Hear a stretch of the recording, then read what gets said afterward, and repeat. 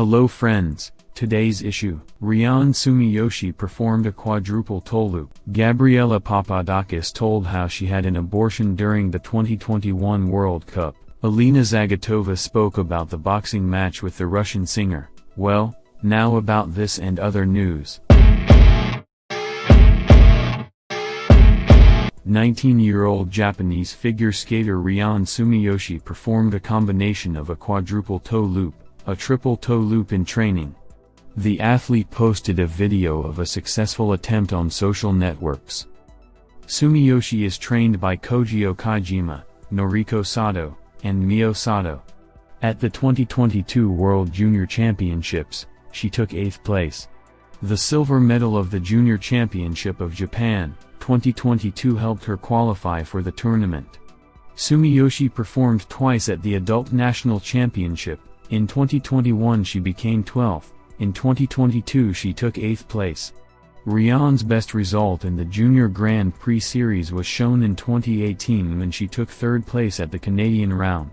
Promoter Vladimir Kronov does not leave attempts to organize a boxing match between Alina Zagitova and Russian singer Olga Blazova.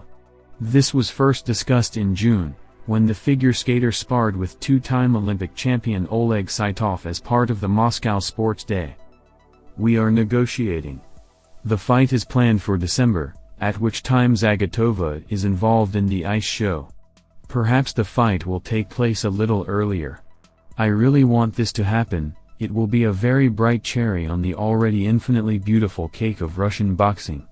Information about the fees will appear a little later, but these will be very interesting amounts, said Kronov.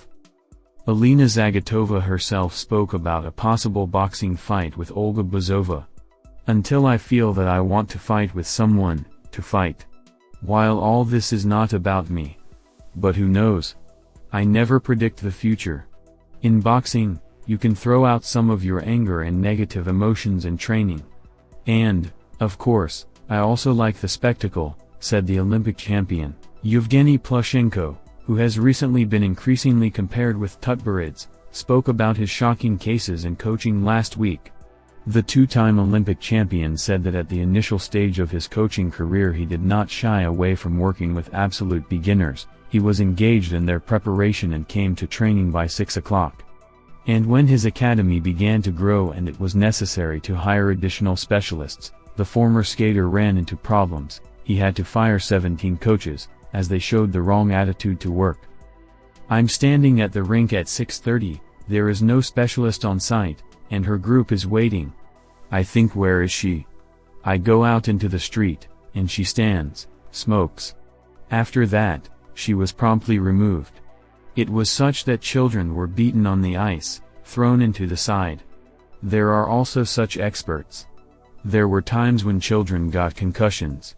I immediately said that this could not happen at the Angela Plushenko Academy.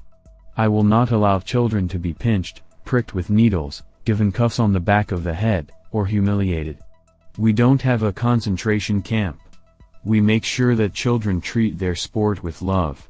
Only in this case can there be a good result, the three-time world champion emphasized. He also admitted that he was especially shocked by the behavior of one of the coaches, who threw her own 4-year-old daughter on the side. How is this possible? This is your child. Now this madam works in another school, I will not say which one. They took her, despite the fact that I immediately fired her, said Plushenko. Eteri Tutberidze rarely gives interviews, so each of them attracts close attention. This time, the specialist spoke about the features of her coaching approach. Tutberidze rated her own rigidity at 3 points out of 10. Our accumulated experience allows us to already see what tasks to give and what plans to build. Any athlete has the right, both once and systematically, to refuse to complete the task. Well, the result, fortunately or unfortunately, we see there. A score of 10 is when, probably, the coach insists on his tasks. We do not insist. We come, give tasks, and then the athlete. We sometimes have 7 athletes on the ice, 3 of them perform tasks, and 4 drive in a circle. Just because they don't feel in good shape, explained the specialist. who raised several Olympic champions and winners of the Games at once. Tutberidze also spoke about her attitude to the manifestations of star disease in athletes and coaches. In her opinion, the test can be devastating. A person stops developing, looking for flaws in himself. Self-esteem is a little different. I probably have it too. But what is pride in sports? Reluctance to socialize with peers? I think it shouldn't. You don't have to consider yourself the best. You just have to go out and do. Show what you've been working on. And if this leads to the highest step of the pedestal, well, great. You need to be confident. Usually this is laid down through the training process. But not pride, the coach emphasized. Gabriella Papadakis told how she had an abortion during the 2021 World Cup. The duo missed that season. I feel bad about it. I keep thinking, if Guillaume and the coaches knew that I couldn't get together, they would be furious. When it got really bad and I missed a workout, they gave me some time to sort out my problems. Then they said, listen, if you're going to win the Olympics, you need to get yourself together. Otherwise, we're done. It was not said out of malice, but I was backed up against the wall. Then I decided to get well. Partly it worked. If they noticed that I was falling back into my previous state, it would alienate them, because I promised that I would pull myself together. It's not a matter of lack of support, it's more of a lack of understanding.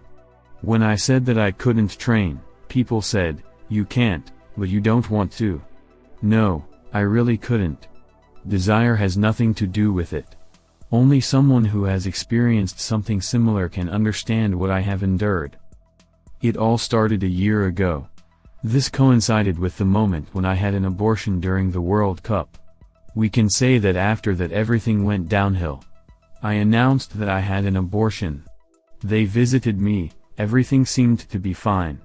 Upon returning to the rink, they told me, it's not worth talking about it. There was something like a deep alienation. I think that's when the anger you feel when you're tired of playing a part came over me. When you're sick of yourself. When you are afraid of judgmental looks and are already tired of hiding.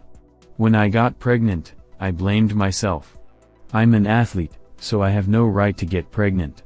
Now this seems ridiculous to me. But the fact remains that I thought so. I waited 2 weeks to confess to Guillaume and the coaches. She only said that she didn't have a choice. Deal with your problems, was the answer. Mental health issues are still ignored in the sports environment.